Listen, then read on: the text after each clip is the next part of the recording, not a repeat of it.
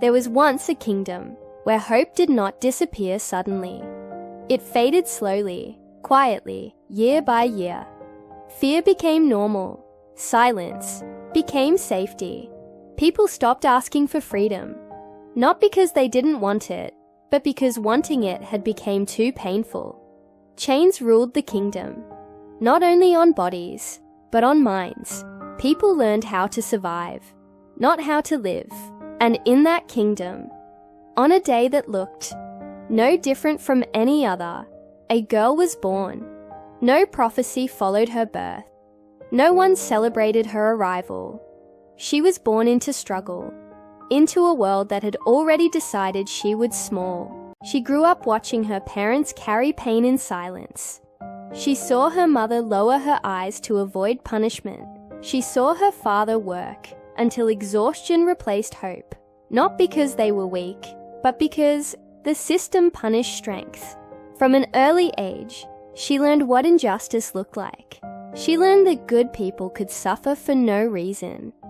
She learned that fear could control entire lives. But she also learned something else. Deep inside her, there was a quiet voice that refused to agree with the world around her. She didn't know the word freedom yet. She didn't understand power or leadership, but she understood this truth. Life was not meant to be lived in chains. Her childhood was stolen slowly. Hunger became familiar. Loss became normal. People she loved were taken away. Safety became a memory. Pain followed her everywhere she went. And many thought that pain would break her.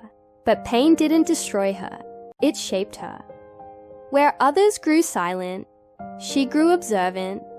Where others accepted fate, she questioned it. Instead of asking, "Why is this happening to me?" she asked, "What can I do about it?" That question changed everything. She realized something powerful. If you want for the world to change, it never will. Change begins the moment someone refuses to kneel. She began preparing, long before anyone noticed. She learned quietly. She trained patiently. She studied strength, strategy, and leadership, not to gain power, but to challenge the abuse of it. There were no cheers, no applause, only discipline. People doubted her. They said she was too young. They said she was just a girl. They said the kingdom was already lost.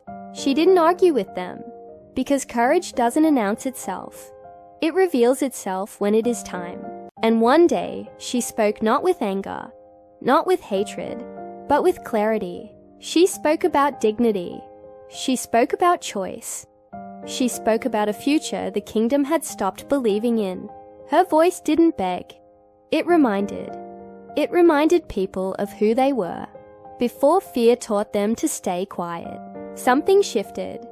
One person listened, then another, then many hope returned. Not as a feeling, but as a decision. The resistance didn't begin with weapons. It began with belief. The fight was not easy. There were setbacks. There were betrayals. There were losses that cut deep some days. Fear returned stronger than courage. Some nights, quitting felt safer than continuing, but she stayed. She didn't lead from comfort. She stood in the struggle. She faces danger with her people.